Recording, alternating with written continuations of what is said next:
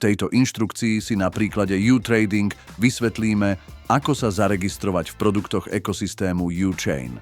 Prejdite na webovú stránku U-Trading.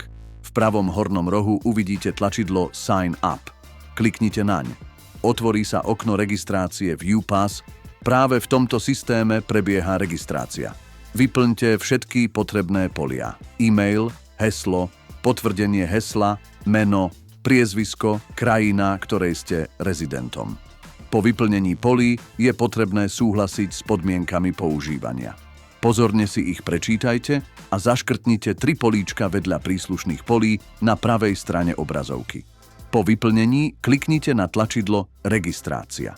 Ak ste všetko urobili správne, na obrazovke uvidíte správu o úspešnej registrácii a potrebe potvrdiť váš e-mail. Na potvrdenie vášho e-mailu prejdite do svojej e-mailovej schránky a vyhľadajte e-mail od adresy support@upass.com. Ak e-mail nevidíte v priečinku doručenej pošty, skontrolujte priečinok Spam. Kliknite na tlačidlo Potvrdiť e-mail, Confirm email.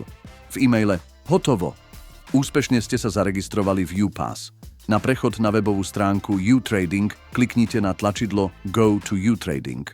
Ak máte stále otázky týkajúce sa procesu registrácie, vždy sa môžete obrátiť na našu zákaznícku podporu.